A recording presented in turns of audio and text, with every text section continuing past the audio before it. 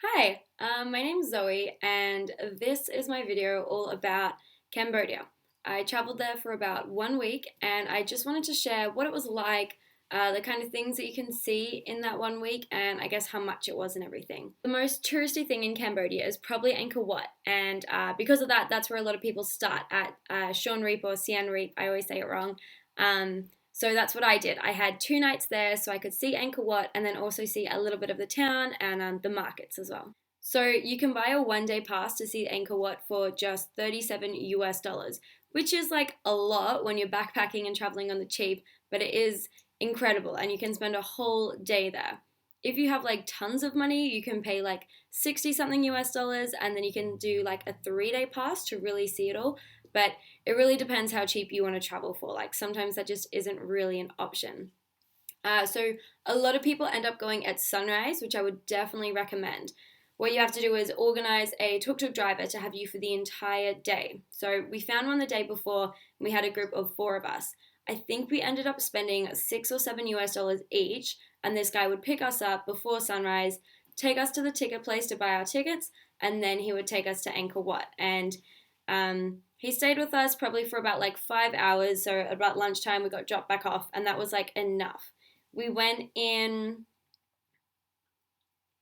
We went in May, so it was really, really hot. So I would definitely recommend trying to go when it's not so hot because even at 6 a.m., just after the sun had rose, it was absolutely boiling hot. So especially when you're somewhere where you're just walking around all day and you're trying to see everything that you can, it just really, really takes a toll on you. Um, with the time that we had, we managed to see 3 different temples before we were like pretty beat and tired and wanted to go home. So if you are really, really into it and seeing all the different Wats, then I would totally suggest doing a 3 day pass or just getting a driver that will take you for the entire day. Um, it was really cool though, like you just walk everywhere and the driver will drive you between to the different places and then you just have to like get out and go walk around and look at everything and take 1,000 photos and it's just really, really cool. Like there's a lot of history there. If you want, you can get a tour guide as well. We didn't get the tour guide just because we were backpacking and doing it cheap. But if you get one, then they're obviously going to just give you so much more information and history about what everything is and what's going on, I guess. Um, but yeah, I would definitely recommend going to Angkor Wat. It was amazing. The rest of Siem Reap is just kind of like seeing some markets and like a cool little city, lots of bars and restaurants and stuff like that. It's super touristy, but I don't think you need more than 2 nights there at all. Like just enough time to see that, see Angkor Wat, and then see a little bit of the rest of it. We got a bus to Bang. We got a daytime bus. It took maybe 6 hours, I think, and was probably like 10 US dollars or something. And then we got there at about 4 p.m. and we got a tuk-tuk driver to drive us to the Killing Caves, it's called. The Killing Caves are pretty crazy. Like there's just like children playing everywhere and people trying to get money from you. But it's like years ago, these people got thrown down into the killing caves and that's how they died. And there's like a children's killing cave as well. Like it's crazy. Really, really interesting to see, but pretty heavy. And then next to that is this thing called the Bat Cave. So the Bat Cave is this huge cave in the rock, and at about sunset every night, thousands and thousands of these little bats are just flying in and around the cave, and you just see them swarming out in these huge things, like absolutely mental. And again, like we just had a tuk-tuk driver that we paid one amount to, and he drove us around all afternoon, so that was really good.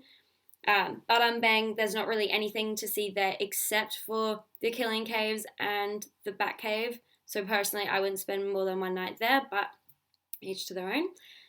From there, we caught a bus during the day to Phnom Penh, and we were there for 3 nights because we had a friend there. So it's just like another city. Like it's pretty cool to see. It's got some temples and different things, some super crazy markets that are just like stinky and like cooking like all this crazy food that you've never seen, and just like animal carcasses and like fish carcasses everywhere. Like not something that I was used to and liked too much, but it's a different culture and it's interesting to see how different people live. So that was cool. Um, and Phnom Penh's where you can get massages as well, so you can totally do that too. Um, But yeah, that's pretty much it. That's my Cambodia trip. So we just went to 3 different places, and for me, that was definitely enough. It obviously depends how much time you have. Like some people spend a month in Cambodia, some people just spend a couple of days. So I was doing like a huge trip, and it just worked out just to do 1 week there, and that was enough for us. Thanks for watching, and please subscribe and like if you liked it. Leave any comments, ask any questions about Cambodia if you have any others. Thank you. Bye.